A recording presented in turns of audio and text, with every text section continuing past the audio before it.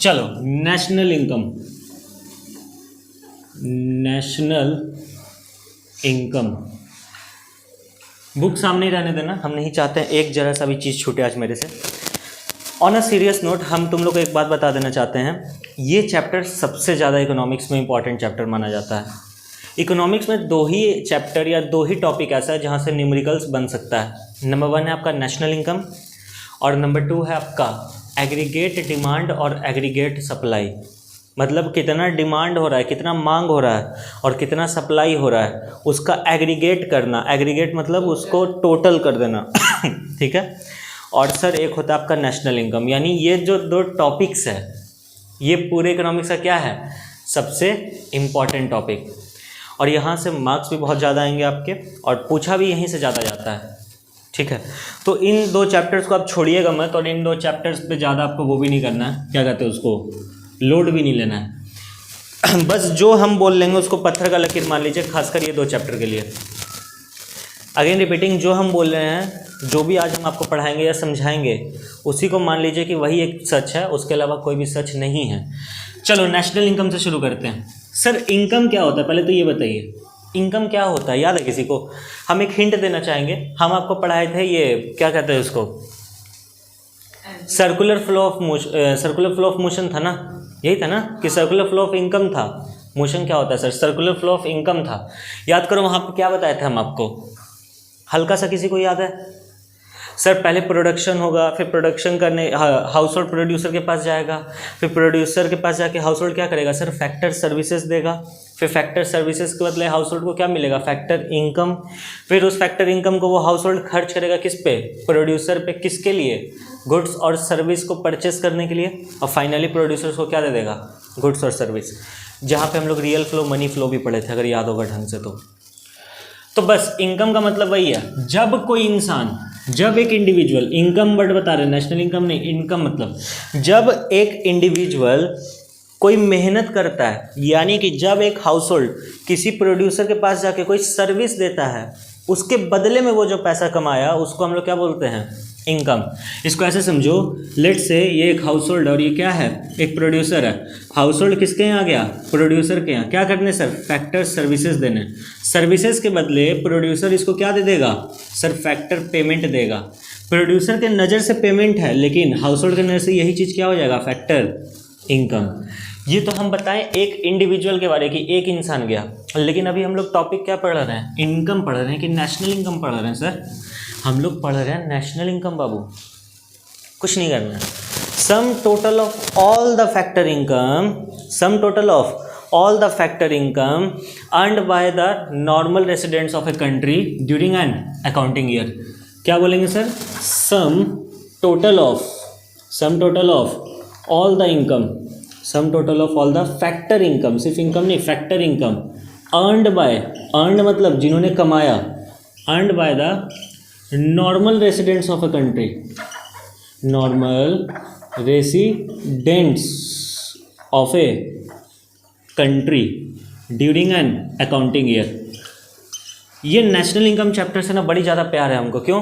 कोई भी डेफिनेशन हो जाए लास्ट में हमेशा तुमको क्या मिलेगा, ड्यूरिंग एन अकाउंटिंग ईयर।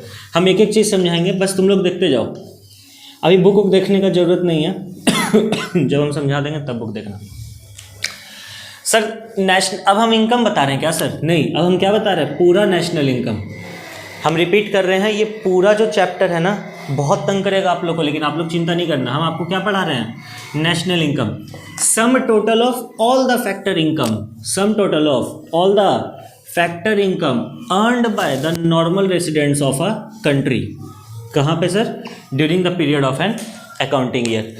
एक साल के अंदर जितने भी लोगों ने फैक्टर इनकम कमाया है, कैसा इनकम कमाया है, फैक्टर वाला। फैक्टर इनकम मतलब मेहनत करने के बदले में कोई इनकम कमाया है, तो वो सभी इनकम को जोड़ दो।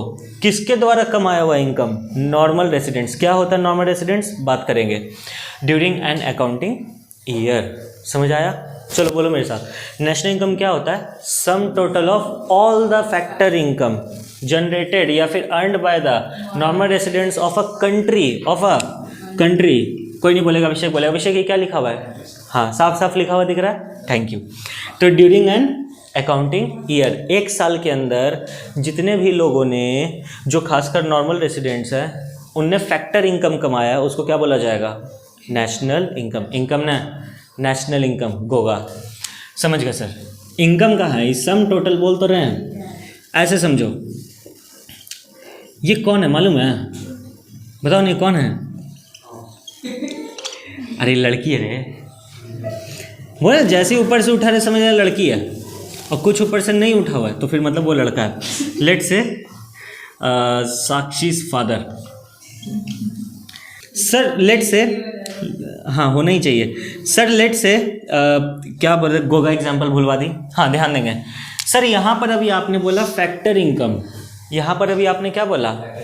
फैक्टर इनकम मतलब कैसा इनकम? जो मेहनत करने के बदले में मिला। बोलो मुँह खोल के, जो मेहनत करने के बदले में मिला। सर नेशनल इनकम का ना दो हिस्सा होता है। नेशनल इनकम का कितना हिस्सा होता है? दो। एक होता है आपका ट्रांसफ़र इनकम, एक होता है आपका फैक्टर इनकम। नेशनल इनकम क्या होता है? Sum of all the factor income earned by normal residents of a country during an accounting year. Factor income क्या होता है सर? मेहनत के बदले जो पैसा मिला, मेहनत के बदले, मेहनत के बदले। चाहो तो ऐसे कॉपी में लिख सकते हो, क्योंकि वहाँ कॉपी तुम खुद नहीं खोलते हो तो दूसरा क्या खोलेगा। तो फैक्टर इनकम मतलब मेहनत के बदले जो इनकम कमाए वो फैक्टर इनकम। लेकिन अब साक्षी पे आते हैं। हाँ, ट्रांसफ़र इनकम मतलब जो, मतलब कोई काम धंधा नहीं करता है, किसी काम धंधा का नहीं, आई मीन काम धंधा नहीं करता है, बस उसको ऐसी जब मन तब पैसा मांगे और मिल जाए। एग्जाम्पल समझिएगा। लेट से साक्षी अपने पापा के पास गई, बोली सुनिए, वो बोलते हैं हाँ बोलो क्या हुआ, अब क्या चाहिए तुमको? बोली हमको 1000 रुपया चाहिए। हमको कितना रुपया चाहिए? 1000 रुपया। तो इसके पापा, अरे वीडियो प्ले तो हो रहा है ना? हाँ हम डर गए थे, प्ले हो रहा है ना? हाँ। तो इसके पापा इसको बोले ठीक है लो बाबू तुम कितना रुपया ले लो? 1000 रुपया ले लो। क्योंकि इसके पापा भी जानते हैं बहस करने का फ़ायदा नहीं, अल्टीमेटली डायरेक्ट पैसा क्या कर देना है? दे देना है। तो इट्स बेटर एक ही बार में दे देते हैं। तो 10,000 मिलता, वो हम लोग उस पर नहीं जाएंगे कितना हज़ार मांगी, हम प्रैक्टिकल बात कर रहे हैं। ये अपने पापा के पास गई, बोली पापा 1000 रुपये चाहिए मेरे को। इसके पापा इसको 1000 रुपया दे दिए। हाँ किस लिए चाहिए, क्या चाहिए, उस पर हम लोग नहीं जा रहे। तो एग्जाम्पल समझने में फोकस करो। इतना हो गया। तो ये कौन सा इनकम है? फैक्टर इनकम है क्या? नहीं सर, ये ट्रांसफ़र इनकम है। हाँ हो सकता है इसके पापा बोल होंगे नहीं अगर तुम आज का बर्तन धो देगी, ये कर देंगे वो कर देंगे, तब तुमको हम 1000 रुपये दे रहे हैं, तब भी फैक्टर इनकम नहीं होता, क्योंकि वो डोमेस्टिक एरिया में चल रहा है, घर के अंदर का बात है। वो तो मजाक मजाक में इसके पापा बोले एक आध को कटोरी धो दी, वो अलग बात है। इसीलिए क्या कहलाएगा? Transfer income. लेकिन इसके पापा को भी पैसा ऐसे ही मिला होगा। लेट्स से इसके पापा किसी ऑफिस में जॉब करते हैं जहाँ पर उनका मंथली इनकम है 1 लाख रुपये। 1 मिनट के लिए मान लो ये अपने बॉस के पास 1 लाख रुपये ना, इसका बॉस ले बाबू ले जाओ, ऐसे होगा क्या? नहीं। इसके पापा को जो 1 लाख रुपया मिलेगा, इसके पापा उसके बदले में क्या कर रहे होंगे सर? फैक्टर सर्विसेज प्रोवाइड कर रहे होंगे, तब जाके उनको क्या मिला होगा? फैक्टर इनकम मिला होगा। यानी मेरा सवाल, जो इनकम इसके पापा कमाए वो कौन सा है? ट्रांसफ़र की फैक्टर? फैक्टर है, क्योंकि इसके पापा मेहनत किए। और जो इनकम ये कमा रही है ये कौन सा है? Transfer income. कोई तुमसे पूछ ले, देखते हो तुम लोग में कितना दिमाग है, हम ही तुमसे पूछ रहे हैं कि बताओ क्यों डिवाइड करते हैं हम लोग फैक्टर और ट्रांसफ़र में? क्या ज़रूरत है फैक्टर इनकम और ट्रांसफ़र इनकम को बाइफरकेट करने का? तुम ही लोग जवाब दो ना, हम ही पूछता है तुमसे, बताओ। हट गोगा सर, फैक्टर इनकम और ट्रांसफ़र इनकम बाइफरकेट करना। तुम इस क्लास के बाहर निकला, लेट से तुम क्लास के बाहर निकले, घर गई, तुम्हारे पापा मिल गए, तुम उनको बोली आज ये वाला एग्जाम्पल वो समझाए, वो तो वीडियो में देख ही लेंगे फॉर श्योर। तो लेट से तुम ये वाला एग्जाम्पल वो देखे और वो तुमसे पूछे बताओ क्यों बाइफरकेट किया जाता है, ठीक है? तो बाइफरकेट क्यों किया जाता है, तुम उनको समझाना कि फैक्टर इनकम ही एक ऐसा इनकम है जो नेशनल इनकम में आता है, ट्रांसफ़र इनकम नेशनल इनकम में नहीं आता है। जैसे हम बोले लेट्स से यहाँ कमाई कितने लोगों का हुआ? 2 लोगों का, साक्षी का 1000 रुपया और इसके पापा का 1 लाख रुपया। अब हम तुमसे पूछे नेशनल इनकम कितना होगा? लेट्स से पूरे इंडिया में 2 ही लोग हैं, तो नेशनल इनकम कितना होगा? 1 लाख होगा या फिर 1,01,000 होगा? सर 1,01,000 नहीं होगा, सिर्फ कितना होगा? क्यों? क्योंकि नेशनल इनकम खाली किसका सम बताता है? फैक्टर इनकम का। समझ आ रहा है हम क्या कहना चाह रहे हैं? हाँ सर। तो सर 1,01,000 अगर कर दे तो क्या दिक्कत आ जाएगा? Double counting. क्या हो जाएगा? Double counting. जैसे लेट से हम कुछ पैसा कमाते हैं, 2 मिनट के लिए मान लो कि हम अपने घर पे भी देते हैं, तो हम जो कमाएं सो ये फैक्टर इनकम है। हम अपने घर में जो मम्मी दीदी व्हाट्सएप जिसको भी देंगे तो वो मेरे लिए क्या हो जाएगा, ट्रांसफर इनकम। मतलब मम्मी दीदी पैसा कमा रही है, नहीं, जितना सर्विस डिलीवर हुआ उतना ही इनकम आएगा। याद करो सर्कुलर फ्लो ऑफ इनकम, जितना आपने प्रोड्यूस किया उतना ही आपका इनकम होगा और उतना ही आप क्या करेंगे, खर्च करेंगे। चैप्टर 2 में पढ़ा रखे हैं सर्कुलर फ्लो ऑफ इनकम, याद आ रहा है। हम इस चैप्टर को बहुत प्यार से लेके चलेंगे, जितना अकाउंट्स में टाइम लगाते हैं शायद उससे ज़्यादा, बशर्ते आप लोग मेहनत करेंगे तब। कोई दिक्कत है? नॉर्मल रेसिडेंट्स का मतलब क्या होता है सर, 2 चीज़ें होनी चाहिए। कितनी चीज़ें होनी चाहिए? 2 चीज़ें। पॉइंट नंबर 1 क्या कहता है सर, ऑर्डिनरीली रिसाइड होना चाहिए और इकोनॉमिक इंटरेस्ट होना चाहिए। क्या होना चाहिए? ऑर्डिनरीली, नरीली स्पेलिंग देख लेना, रिसाइड। और दूसरा क्या होना चाहिए? Economic interest. सर इन दोनों का मतलब समझा सकते हैं क्या? हाँ, उसी का तो पैसा लेते हैं। नॉर्मल रेसिडेंट मतलब एक ऐसा रेसिडेंट जो आपके देश में ऑर्डिनरीली रिसाइड करेगा। मतलब देखो इसका डेफिनेशन ना लॉ में लिखा हुआ है। अगर हम आपको सच बोले तो इसका डेफिनेशन आपके कानून में लिखा हुआ है। वो कानून में ना अमेंडमेंट्स आते रहता है। तो अगर अभी हम कुछ बोल दिए और आप ये वीडियो अगर 10 साल बाद देख रहे हैं तो उसमें मेरा गलती नहीं, चेंज हो सकता है। तो ordinarily reside as of now, जहाँ तक हमको पता है, एक बार हम खुद श्योर हो जाएंगे, कल नेक्स्ट बता देंगे क्लास में, अभी सुन लो। एक ऐसा इंसान जो आपके देश में 182 डेज से ज़्यादा रह चुका है। एक ऐसा इंसान जो आपके देश में कितना दिन से ज़्यादा रह चुका है? In the preceding financial year. In the preceding financial year. साल 2 तरीके का होता है, मालूम है ना? कौन कौन? कैलेंडर ईयर और फाइनेंशियल ईयर। कैलेंडर ईयर कब से कब तक होता है सर? जनवरी 1 से। तो फिनेंशियल ईयर कब से कब तक होता है? 31 से होगा। 1 जनवरी से, हाँ, 1 जनवरी से 31 दिसंबर तक वो आपके लिए क्या कहलाएगा? Calendar year. और 1 अप्रैल से 31 मार्च तक वो आपके लिए क्या कहलाएगा? अगर हम बोलना चाहेंगे कि ये पर्सन नॉर्मल रेसिडेंट है तो कैसे पता चलेगा? अगर वो आपके देश में फ़र्क नहीं पड़ता, 1-1 महीना करके रुका, 1-1 दिन करके रुका, 1 दिन यहाँ अगला दिन वहाँ, 1 दिन यहाँ अगला दिन वहाँ, सब कुछ तेल लेने गया। टोटल जोड़ो, अगर पिछले फिनेंशियल ईयर में 1 अप्रैल से लेके 31 मार्च तक में 365 दिन होता है, अगर वो 182 डेज आपके देश में रह गया तो वो क्या है? 182 डेज या उससे ज़्यादा, तो वो क्या है? ऑर्डिनरीली रिसाइड मतलब 182 डेज होना चाहिए। 1 साल हमको ना पता, ठीक है। तो अगर आपके देश में वो 182 डेज या उससे ज़्यादा रह गया तो उसको हम क्या बोलेंगे? Ordinarily reside. जैसे एक यूट्यूब चैनल है, शायद आप लोग देखे होंगे, 2 फॉरेनर्स इन बॉलीवुड करके। 1 ईयर और मोर लिख रहा है, नहीं तो वो डेटा कुछ ओल्ड होगा या जो भी होगा, time to time data change होता है। ये हम as per my best knowledge बोल रहे हैं कि जहाँ तक हमको यकीन है। हम नेक्स्ट क्लास आएंगे, इसको हम अगर गलत होंगे तो रेक्टिफाई कर देंगे और आप लोग के लिए कमेंट सेक्शन में डाल दिया जाएगा कि क्या सही है। दोनों देखना पड़ता है ना। ऑर्डिनरीली रिसाइड अभी तक का मतलब क्या है? आपके देश में वो वाला इंसान 182 डेज तक क्या हो चुका है? रह चुका है या उससे ज़्यादा रह चुका है पिछले फिनेंशियल ईयर में, तो वो क्या कहलाएगा? Ordinarily reside. प्लस उसका इकोनॉमिक इंटरेस्ट यहीं पे होना चाहिए। इकोनॉमिक इंटरेस्ट मतलब सर खाना पीना है ना, कंज्यूम करना, इनकम करना, खर्च करना, वो सब यहीं करता है।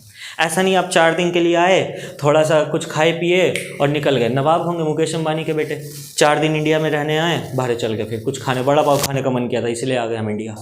वैसे नहीं, आपका बिजनेस भी यहीं पे होना चाहिए, आपका इनकम सोर्स भी यहीं पे होना चाहिए, आपका मेजर एक्सपेंसेस भी यहीं पे होना चाहिए, तब आप मेरे लिए क्या कहलाएंगे?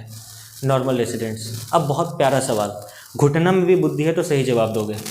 सिर्फ ये या सिर्फ ये होने से काम चल जाएगा कि दोनों होना चाहिए? दोनों होना चाहिए। यानी बीच में क्या रहेगा? एंड, और नहीं रहेगा, क्या रहेगा?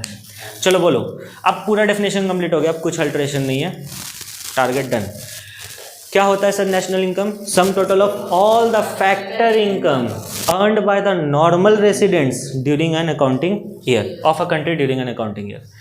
सर फैक्टर इनकम क्या होता है? ऐसा इनकम जिसके बदले आपने मेहनत कर रखा है, और ट्रांसफर इनकम मतलब ऐसा इनकम जिसके बदले मेहनत नहीं किया, फ्री फुकट का हो गया। डन।